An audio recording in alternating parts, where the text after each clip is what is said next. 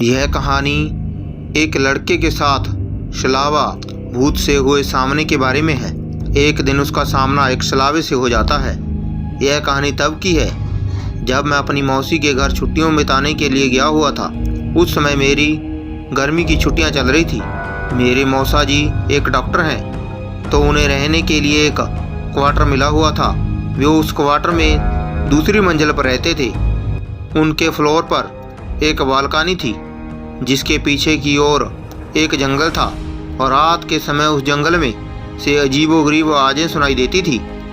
ऐसे ही एक दिन की बात है जब हम खाना खाकर रात में बालकनी में बैठे बातें कर रहे थे कि तभी मेरी मौसी का लड़का हंसते हुए कहने लगा कि किसी में इतनी हिम्मत है कि वो रात के समय इस घने जंगल में अंदर की ओर जाए। हम सभी हंसने लगे और उससे कहने लगे कि क्या फालतू की बात कर रहा है, भला कोई जंगल में इतनी रात को क्यों जाएगा, कहीं कोई जंगली जानवर मिल गया तो शामत पक्की। हम लोग हंसने लगे। वो बोला कि मैं मजाक नहीं कर रहा हूँ। मेरे स्कूल के दोस्त बताते हैं कि एक बार ऐसे ही एक लड़का उस जंगल में चला गया, फिर उसका कभी कुछ पता नहीं चला।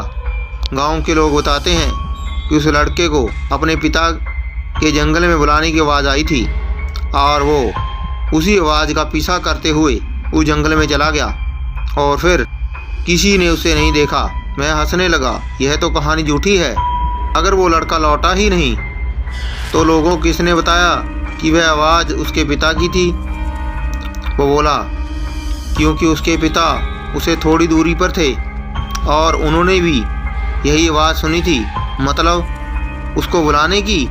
उनकी ही आवाज़ में कोई उसके बेटे को अपनी ओर पुकार रहा था। जब वे दौड़कर वहां पहुंचे तो उन्होंने देखा कि वहां उसका बेटा नहीं था, इसलिए कोई भी उस जंगल की ओर नहीं जाता। मैं अपने मसेरे भाई की यह कहानी सुनकर हंसने लगा कि क्या बात है, जंगल का भूत लोगों को गायब कर देता है। और फिर हम सभी बैठकर टीवी देखने लगे। थोड़ी देर बाद मैं उस बालकनी में जाकर थोड़ी फ्रेश हवा खाने लगा। रात का समय में उस जगह अच्छी खासी हवा चल रही थी और मैं उस जंगल की ओर मुंह कर कर देखने लगा कि आखिर कौन होगा वो, क्या वो सच था। कि तभी मैंने अपने मुसेरे भाई को जंगल के किनारे खड़े देखा। वो मेरी ओर नज़र करके हंस रहा था और मुझसे इशारे में कह रहा था कि तुम भी यहाँ आओ। मैं चौंक गया कि अभी तो वह टीवी देख रहा था, फिर नीचे कैसे पहुँच गया। मैंने पीछे मुड़कर देखा, वहाँ वह नहीं था, तो मुझे लगा कि शायद वह नीचे चला गया है और मुझे नीचे बुला रहा है। वो अब मुझसे बोला कि अरे देख क्या रहे हो, नीचे आओ, थोड़ा सैर करते हैं। मैंने सोचा चलो थोड़ा घूम लें, तो मैं नीचे जाने के लिए दरवाजे तक पहुंचा ही था कि तभी मैंने देखा कि मेरा भाई टॉयलेट कर कर अभी बाहर आया है।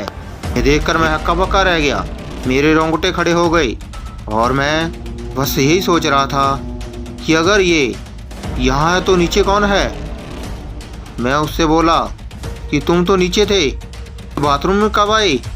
मैं बोला मैं तो यहीं था, मैं तो बाथरूम में गया था और तुम क्या बोल रहे हो। मैंने उससे बोला कि मैंने अभी अभी तुम्हें उस जंगल के किनारे देखा था और तुम तो मुझसे बुला भी रहे थे। मैं बोला मजाक मत करो, तुम्हें क्या लगता है मैं डर जाऊंगा।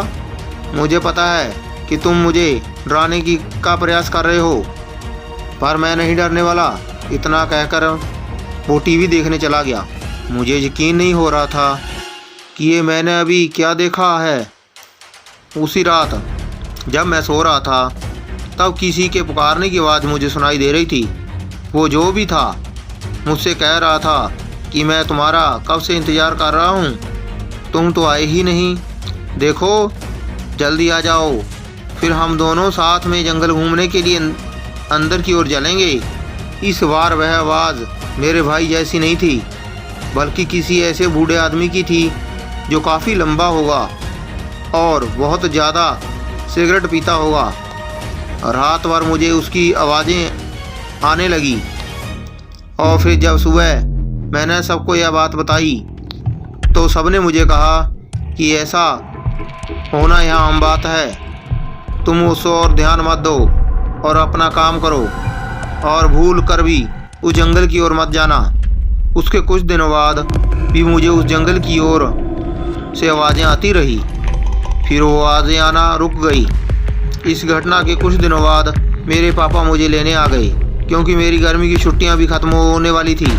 उस जंगल में रहने वालों को लोग शलावा कहते हैं और जो भी उसके पीछे जाता है वो फिर कभी लौटकर वापस नहीं आता।